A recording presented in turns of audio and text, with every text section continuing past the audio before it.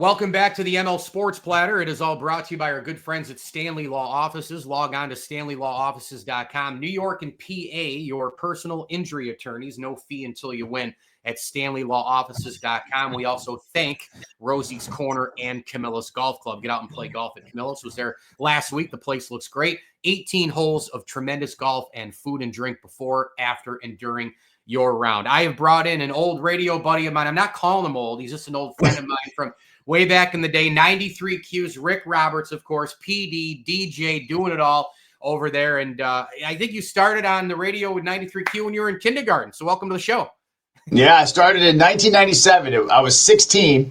So September of 2025, it'll be 20, geez, do the math, 25 years almost? No, I'm sorry. 30 no. years. Yeah, almost 30. Yeah, 28 years.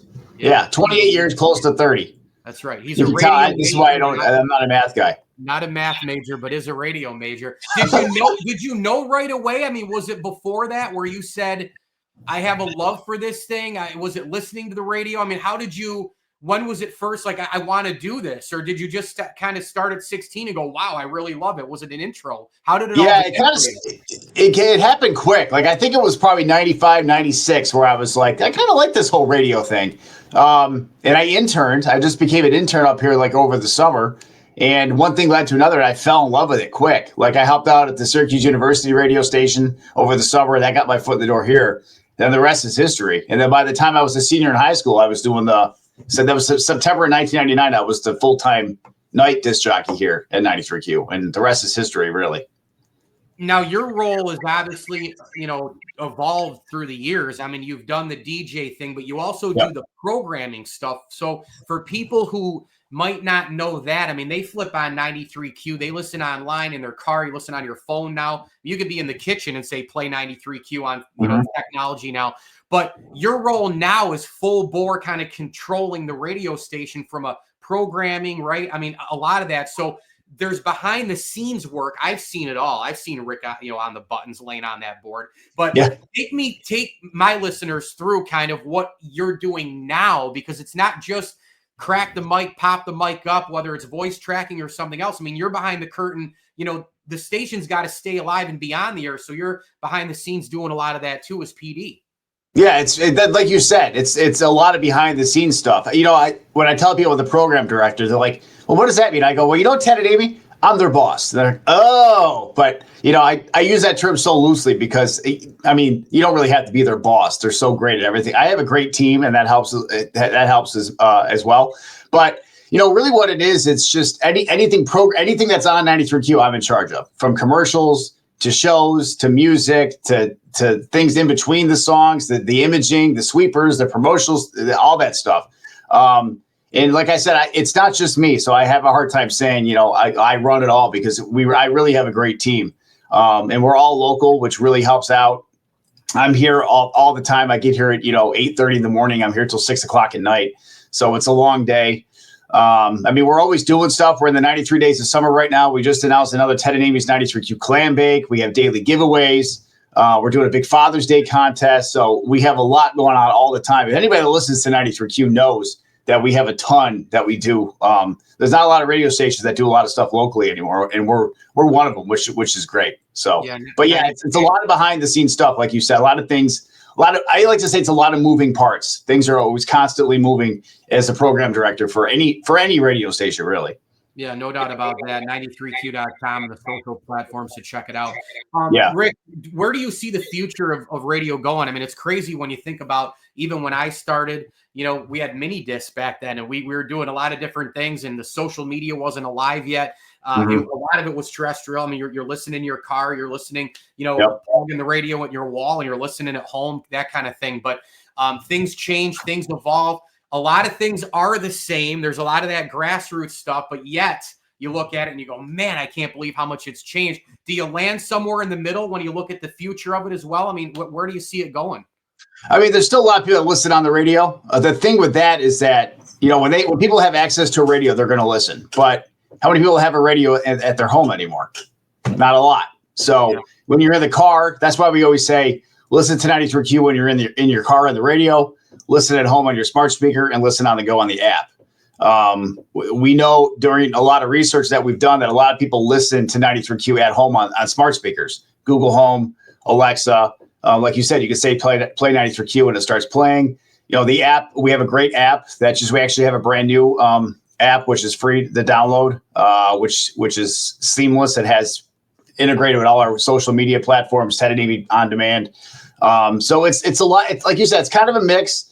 Radio is still our bread and butter, listening, over the air, FM 93.1. That's our bread and butter. But yes, I mean, streaming is huge and streaming is where the future is. And, where we have to bring those listeners and maintain them and grow that each year if we want to stay relevant moving forward. Now, we've seen the biggest musicians, right? Iconic musicians change genres through the years. We've seen Taylor Swift, for example, do it. I know that you've seen her in concert, and my goodness, I mean, years ago, she even played like at the fair. And my wife was actually talking about that in the car the other day, how she saw her as an opener. I think it was 18 years ago, which is so nuts. Now people kind of, football fans, like, they see her on TV now, and maybe they're introing in and they're younger, like, oh, I'll listen to Taylor Swift, but she's changed too, in the last couple of decades in terms of her image, her music, and all that. There's other ones that have crossed over, 95X, 93Q. There's different changes all the time. Give me some the latest, because I don't know the latest in top 40, the pop that's going on now. I know some, but not all. Who's hot right now? What's changed in terms of some artists coming over into that sort of genre that you guys are playing every day that you have to kind of pump into the programming here? Yeah, that's a good question. And the thing with 93Q is that we're a heritage station. People grew up listening to us. We have a good mix of adults, female and men that listen to the station. So it's not just, bubblegum pop that we're going to play all day long. We're going to play your Sabrina Carpenters. We're going to play your Taylor Swifts. But we have good music now. That's like some alternative stuff that's moving up. We have an artist named Somber that is he's got a great song called Undressed that we're playing. That's kind of alternative. Alex Warren, he's got a big song at top 40. Ordinary. You had the Ed Sheerans. It's a good mix. And I spend that's probably one of the I spend the most time every single day.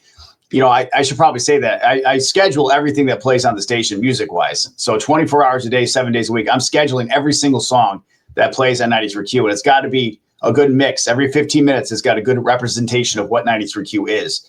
And it's hard. I mean, there's a lot of the people know we play some songs more than others. That's just part of top 40.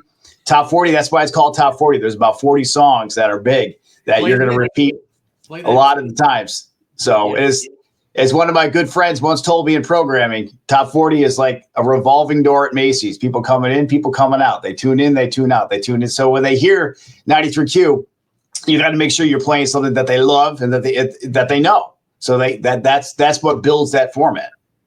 Rick Roberts with us, 93Q. Couple more for you here, Rick. It's all brought to you by Rosie's Corner and Stanley Law Offices. So you and I, when we worked together, we had some great memories. We did high school basketball together, a lot of games, and had a ton of fun. You love your hoops, I know.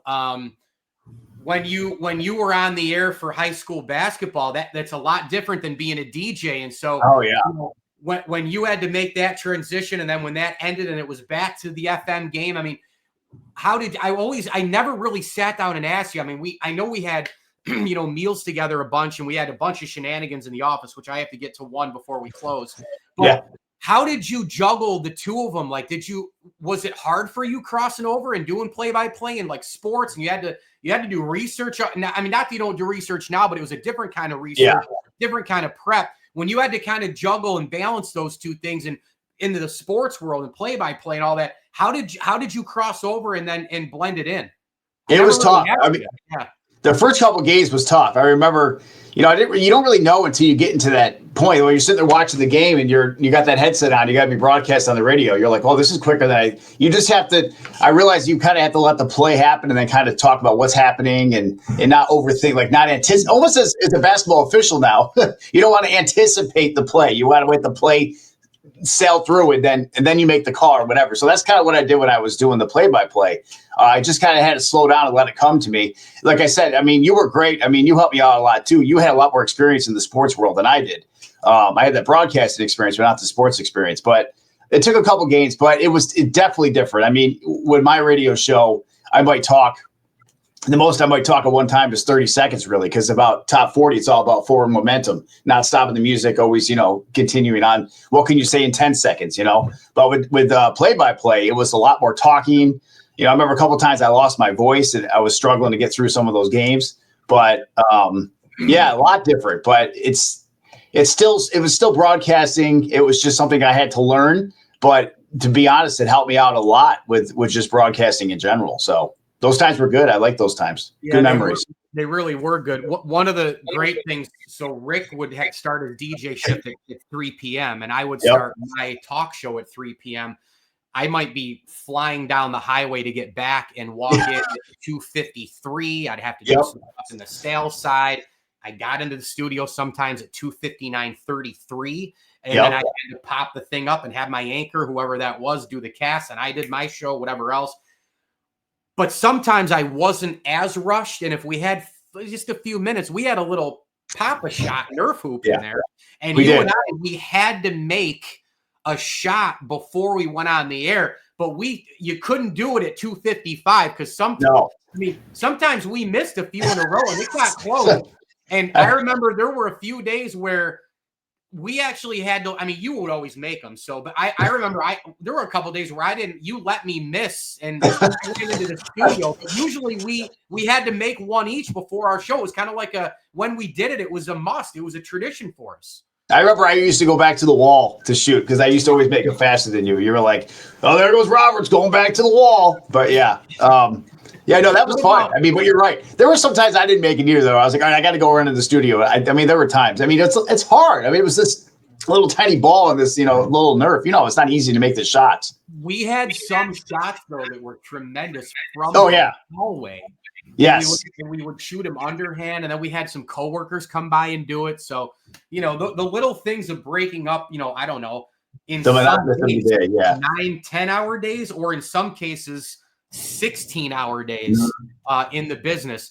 Before I let you run, the final minute I have is I know you're going to be in this industry for a very, very long time and you do a really nice job. But up until this point right now, besides coming on this show, obviously, what are you most proud of?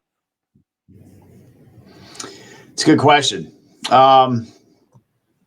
Besides work-wise, obviously my family.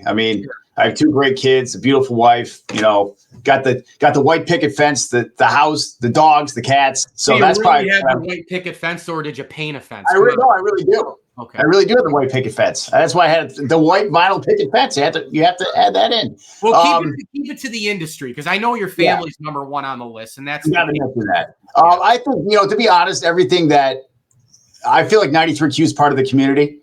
And I feel like I was a part of that, making 93Q part of the community. And it's not about me. It's about the station, in general. And I feel like 93Q is people in Central New York know what that station is.